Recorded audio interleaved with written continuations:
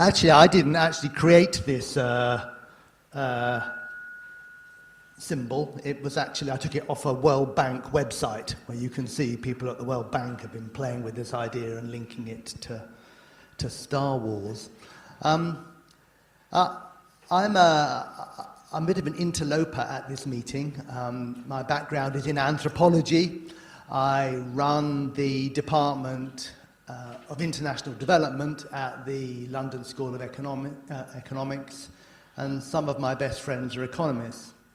And Worm Wars is a way in which a group of very well-known economists, very influential economists, have described what can only be called ferocious debates going on within microeconomics. Now, a reason for that is, before I tell you that, I'm going to be very brief today about some of these points. We've covered them in huge detail in a paper that's almost unreadably long and is about to come out, called Deworming Delusions, Mass Drug Administration in East African Schools. But the reason why the economists have been so exercised about these processes is because of this paper. Worms identifying impacts on educational and health in the presence of treatment externalities. Now, this is actually one of the most widely cited pieces of evidence that school-based deworming is effective. It's quoted in almost all the main WHO statements about school-based deworming. It's written by two very well-known microeconomists. And the paper has a life, if you like, outside of public health. In my department, we set this paper, I'm going back years now, I've been in my department a long time. This paper has been a set text for all students in my department, 300 odd postgraduates, to read carefully when they arrive, to study the regressions, to see how the idea of a social experiment derived from random control trials, but applying as a kind of social experiment, can tease out insights. This was one of the pioneering papers that brought the random control trial model into microeconomics, which has become such a huge arena, probably the dominant arena at the moment in economics. So this paper is of iconic status in economics. It's actually a very good paper. It's very readable. Unlike many economics papers, you can begin at the beginning, read through the middle and come to the end and not fall asleep, mostly follow it. It's got lots of interesting insights along the way, and the authors actually have been amongst the most open of economists about how they put together their data. Not least, they published all their data sets. They made them all available.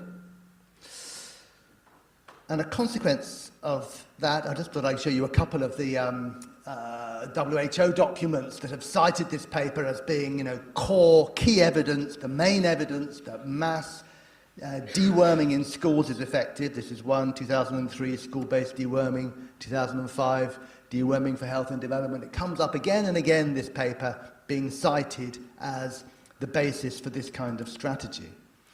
But as I mentioned, Miguel and Kramer very honestly and openly put up their data, or at least most of it, and that has opened them up to a particular kind of scrutiny. Many of us who read that paper had some concerns about it. The economics is impressive, the method was pioneering, but the results from other kind of circumstantial evidence, as an anthropologist working in that region, evidence that I'd collected in the field, just didn't seem to add up. And then, rather recently, 2015, a team based at the School of Hygiene and Tropical Medicine redid the regressions. They went back to the original data, they replicated what Miguel and Kramer did with the paper, they interrogated the data from different perspectives, and basically they showed that the economics in it, the econometrics in it, was wrong. And that actually it's all driven by the way in which you essentially cook the regressions, but they also made, even Miguel and Kramer, even applying their own criteria, they made fundamental mistakes. So in a series of papers, Etkin and Davey showed that actually the data indicated that there was almost no effect from deworming from the data presented by Miguel and Kramer. Now, it's hard for you who are not economists or not microeconomists working outside of public health to imagine the effect of this on economics. Some of my microeconomics colleagues were profoundly traumatized by this attack on iconic figures in the field. And, when I asked them about it, they said, oh, you must immediately ring Ted Miguel and get him to explain it all to you. So they kind of sprung to the defense. And so these poor young scholars at the School of Hygiene and Tropical Medicine found themselves castigated in alternative media or Facebook, all sorts of things on the internet, receiving things that were rather close to hate mail from economists from around the world. They haven't really engaged much in these debates themselves. They've kept back from it. But gradually other economists, who are sort of economists, are pretty ferocious creatures. Now they're seeing that maybe there's a chink in the armour of Ted and Miguel, Miguel and Kramer, and so now they're kind of entering into the frame. Now, a further complication for Miguel and Kramer is the cocaine review process, which has collated results of random control trials for deworming. Now, deworming is an awkward term. It's an awkward term, actually, in Miguel and Kramer's work, because one of the problems with Miguel and Kramer's paper is that it conflates two sets of treatments, one with albendazole and the other with praziquantel. So in the population they were treating, they had found very high rates of soil-transmitted helminths and also schistosomiasis. So it was two treatments going on at different points in the year. And in their data set, you can't actually disaggregate the results from the two treatments. You can't actually disaggregate it. So it is possible that if they had results, it was being driven by praziquantel, or it might have been driven by albendazole. But it is argued actually they didn't get any positive results. The collation of random control trials is of deworming, and overwhelmingly these are of deworming for soil-transmitted helminths in schools. In fact, the only trial, I think I'm right in saying, that is assessed as part of this collation of random control trials that treats schistosomiasis as well as soil-transmitted helminths is the data set that Miguel and Kramer put together from research in the late 1990s. The collation of all those results from random control trials through the cocaine review process is that, the most recent conclusion, is that school-based deworming has no discernible effect. So it has kind of rather reinforced the kind of critique of Miguel and Kramer's paper. Some of the economists who have entered into this debate initially jumped, and particularly their own students, jumped to the defense of Miguel and Kramer, but two leading economists have, in a sense, sort of stepped back from it, and their perspectives are very much from inside economics. So Chris Blackmon, who was actually involved with Miguel and Kramer in collecting some of their later data, in a blog on 10 things I learned in the trenches of the worm wars, described his own kind of changing perception of the data sets and the implications of them. But probably more significantly, McCartan Humphreys, one of the kind of leading economists based at Columbia University, did his own reassessment of Miguel and Kramer's work. And the economic guns have kind of fallen silent after he made his results public, because he basically confirms that Miguel and Kramer's data show that the deworming has no discernible effect. I mean, there are no positive results from the study. So he confirms the insights from the group of the School of Hygiene and Tropical Medicine. One of the responses that Miguel and Kramer have pushed with support from many activists, including activists linked to the World Bank, has been to emphasize their later work, which is a 10-year follow-up of that initial data set from the late 90s in Kenya. This is called Worms at Work. Now, an interesting thing about this, it's been much emphasized by the World Bank as being a key study on the effects of deworming.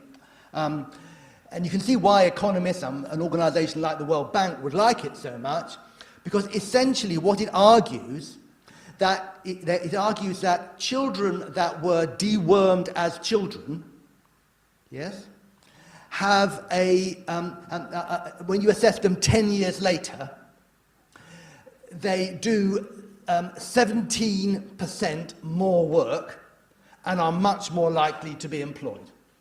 Okay? So this study suggests that deworming children has an extremely positive effect on overall economic outcomes over time. The economics in it makes no sense whatsoever if you actually read it. It's not a random control trial. It actually uses a different data set from the original study. And actually what it argues is that those children who may not have been treated in 1 year are likely to be 17% less effective 10 years later. But it doesn't record what drugs others were treated with, or whether those children were treated in other years, or what diseases they had in the first place. It makes no sense whatsoever. There is no way that anybody could come to such a conclusion. And perhaps not surprisingly, this paper, even though it was has been highlighted for so many years as a key piece by the World Bank, by groups within the World Bank, the economics in it makes no sense whatsoever. It has been submitted repeatedly to economics journals, and it has repeatedly been rejected. There are, in fact, 5 different versions of the working paper. Right? The economics in it makes no sense. And this has been sort of put forward by the group sort of supporting Miguel and Kramer as a kind of defense of their position. Now, kind of some sort of suggestion of how this is playing out within the World Bank. And there was this anthology, the Worm Wars anthology, been put together by World Bank economists, some of whom are down here on the left, sort of reviewing all the debates and arguments. Now, one of the things that I have felt, being asked about these worm wars conflicts, is, well, it has been going on for some time, this discussion. In a work that I've been doing with Melissa Parker at the School of Hygiene and Tropical Medicine, we've been looking at mass drug administration on the ground in East Africa since 2005, and there's been lots of controversies about our findings, as many of you may know. But I mean, my feeling about the current worm wars debates and arguments is that it seems to me it's a little bit like, Nero arguing with himself while Rome burns outside. I mean, since the late 1990s, when Miguel and Kramer's data was collected, as we've already heard, hundreds of thousands, millions of children have apparently been treated. Do we have any data on whether or not the treatment of those children has affected overall educational outcomes? Leaving aside causality, are there any correlations? Where's the data on this? And it seems almost as though the hot debates at the World Bank between these economists is about the econometrics used in an old data set from the late 1990s, rather than whether or not this program really has any effect whatsoever on East African children. And so I just wanted to sort of end with some very brief comments on some of our own field work. Now, most of our published work that some of you will have read, almost all of it so far, has been on adult take-up, the problems involved in actually reaching adults with mass drug administration. But in all our sites across East Africa, in Tanzania and in Uganda, we have also worked on schools. We have observed treatments in schools, and wherever possible, we have recorded how many children were actually treated on each occasion that mass drug administration occurred in schools. How many children actually consume tablets when they are delivered in schools through this process? It's a challenge. One of the difficulties of publishing it is you cannot have a consistent methodology. You can't have a consistent methodology because the programs are not consistent. Sometimes one drug is delivered, sometimes two drugs are delivered, quite often the wrong drugs are delivered. Sometimes they're on a day as planned, often they're not on a day as planned. It's very hard to take a consistent approach. Also, in some schools there are records, and in other schools there are no records. So it's very hard. But in each site, wherever possible, we try to observe treatment, check up on those children who are not treated or who are absent on the day, follow up with interviews.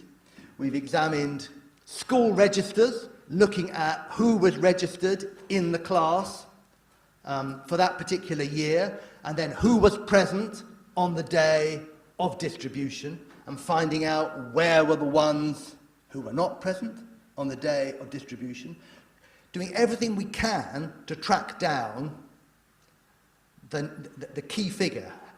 Does this program in schools actually treat children? And I'm not going to, that's our research team. There's Melissa Parker from the School of Hygiene and Tropical Medicine in the middle. She's the blonde one. Yeah. Just a few pictures of us sort of observing. This is a training of teachers in how to deliver tablets in classrooms. There is no question that when it works in school, it's much more effective than with adults. Yeah? Because mostly children do what their teachers tell them to do. And if the teachers want to do it, they can generally make the children take the tablets, even swallow praziquantel, which is a pretty horrible thing to have to do. So when you saw it working, it worked quite effectively.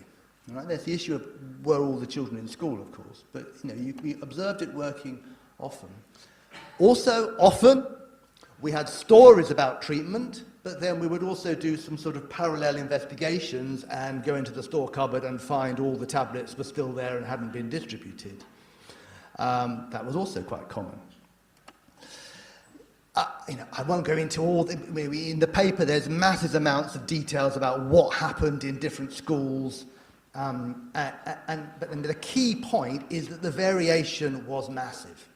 So, this is a school that we've been tracking since 2005 on the border between DRC Congo and Uganda, and you see the treatment by each year. This is the treatments for each year. So, it's pretty low take-up in that particular school. Higher than in some schools. In some schools, the take-up was zero because the teachers simply refused to give out the tablets. But this is a school where there has been rounds of distributions. This is actually for schistosomiasis and soil-transmitted helminth. So they were supposed to get albendazole and praziquantel. These are the highest rates we recorded anywhere. This is from Ukerewe Island in Tanzania, where rates were very high indeed. We found very closely monitored take-up in schools with a following up of children who were not in school. It was kind of interesting that there was a bit of, even though the rates were very high, there was still some exaggeration in the reporting to government officials, but even the rates that we were able to record ourselves were pretty impressive. The problem here was that the albendazole tablets didn't arrive, so they only gave praziquantel. And also that the rate in the adult population was very low indeed, take-up. So, I mean, the children were reinfecting fairly quickly. But as a strategy of getting tablets to children, it seemed to work pretty well in this particular place. At almost all the sites where we've been able to continue to look at infection rates, it's fair to say that, as Russell was indicating from his work around Lake Albert, that the results have been rather disappointing. With soil-transmitted helminths, insofar as there is evidence, we have found that some treatment of children in schools does have some effect, mostly where there are also improvements in sanitation. I mean, it's obvious. In most places, though, children reinfect almost immediately. And we found the same thing with schistosomiasis, very, very high rates of reinfection. These are kind of one of the things people do, whether it's hematobium, ask the kids how many kids have Coca-Cola coloured urine, and the kids putting their hands up. Even in the area where Miguel and Kramer did that work in the late 1990s, recent studies have shown continuing very high rates. And one recent study has, where they very closely monitored the take-up of children in schools, found that in schools where sanitation had not also improved, rates were almost unchanged very soon after treatment. So I suppose the message there would be for soil-transmitted helminths, if there are no corresponding improvements in well-being, in sanitation, deworming alone probably doesn't have much effect. This is, in one particular area of Tanzania, actually it was in more than one area, but in 2008 in Tanzania, when deworming was introduced in schools for schistosomiasis, there were riots, there were tablets, of course, not injections, lots of coverage in the newspapers. So in some cases, there's a rather ferocious local response to the treatment of children in schools. And there's a very important reason for that at all the schools where we have studied treatment and observed treatment, the parents of children did not know what the treatments were for. Right? So whatever the stated protocol, at all the schools where we've observed treatment or studied treatment, you could not say that the children were being treated with their parents' permission. And I do just ask you whether it would be possible to run such a program in many parts of the world. All right, so some takeaways, and I've skipped over lots of things, but just some kind of key points from this doorstop of a review that we've done. The findings of Miguel and Kramer's 2004 paper are flawed. Actually, they are wrong. The findings of the Worms at Work follow-up study are completely unconvincing. It's not a random control trial, it's a case study. They have no way of knowing whether the results which they appear to have found have anything to do with what happened several years ago. They cannot show causality. The cocaine review process of deworming random control trials suggests that mass school-based deworming has no effect. I know there has been debates about whether or not random controlled trials of whole populations is the best way of assessing deworming, and we could discuss that. I mean, as an anthropologist, as somebody who does participant observation fieldwork, I'm rather sympathetic to some of the criticisms of random controlled trials, having a kind of a hegemonic purchase on evidence. But I think it's a bit problematic for those promoting school-based deworming that results of random controlled trials suggest that the programme is much less effective than has been proposed. Where am I next? There? Yeah. Deworming for soil-transmitted helminths is not effective if there's no improvements in other factors, notably sanitation.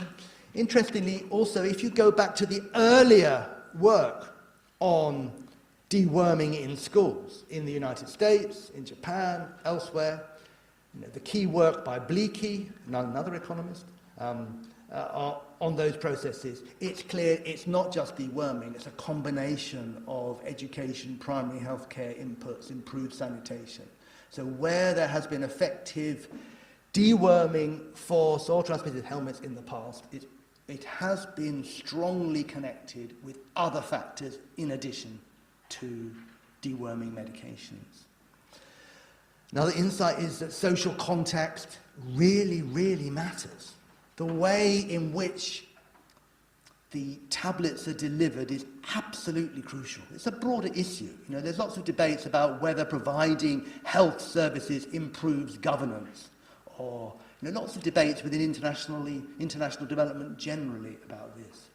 A key point is often it's not what you do, it's how you do it. And neglected tropical diseases, it's in the label. It's a social phenomenon. Neglect is to do with social relations. So the context really, really matters. Without support from parents, without full understanding from teachers, there's always going to be problems, and sometimes they're going to explode. Communication is an absolute priority, and at all of our sites, and we've worked at now around about 100 sites across East Africa, communication has been very poor. Working in local languages, asking people what they know about these infections that they're supposedly being treated for, the knowledge base is extremely weak after multiple rounds of treatment. Health education materials are, in fact, often confusing. They don't actually inform people. In many ways, they disempower people because the evidence that they present is so muddled. Russell's been writing some very interesting stuff about this in terms of health education materials in Uganda. Even the primary school textbooks sometimes describe the wrong disease in the wrong way. If you have a part of Africa where Schistosoma mansoni is the prevalent form of schistosomiasis, and the only description of schistosomiasis in the primary school textbook is for hematobium, and it shows children urinating red blood.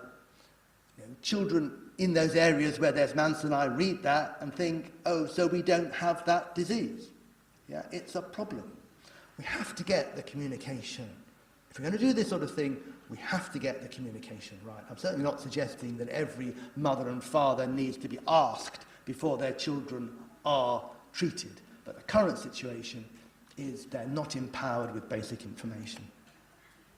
Buy-in from the target population is essential, especially the parents of children treated in school. It is something I actually feel quite strongly about. If my daughter was treated at school for a disease that I don't think she's got by people who I don't know, and particularly if it's praziquantel and she gets side effects, I'd be pretty cross. I'd probably call the police. It's not surprising that parents get pretty upset in African villages. The responses to treatment vary for different diseases and between locations. A really important point here is if there is treatment for multiple diseases, local conceptions of those diseases are going to differ.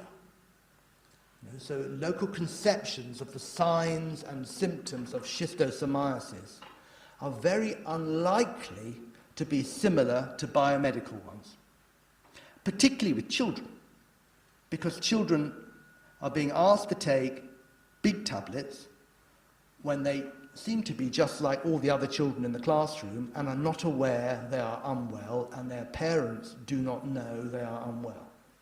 It's different with soil-transmitted helminths. I mean, apart from anything else, people treat their domestic animals with albendazole across East Africa to make worms come out of them. They can see the worms coming out.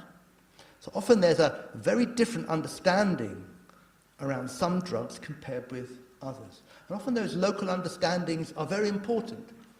In the area around Lake Albert, the northern side, not where Russell's working, on the other side there, where the local language is Luo. Awola, a form of, I suppose you could call it in a very broad sense, witchcraft, a kind of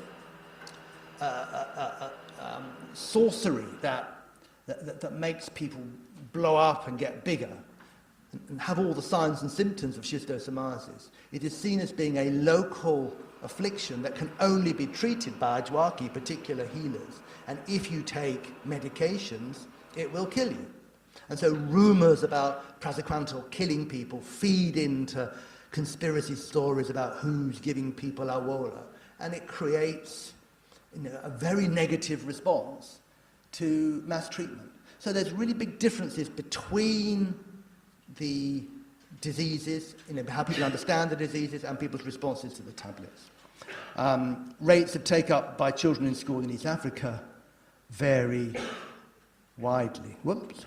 On average, we found it, and this is very much on average, looking at all of our sites, looking at children who were treated in schools on the days when the tablets came, and looking at the numbers of children by counting them in the target areas.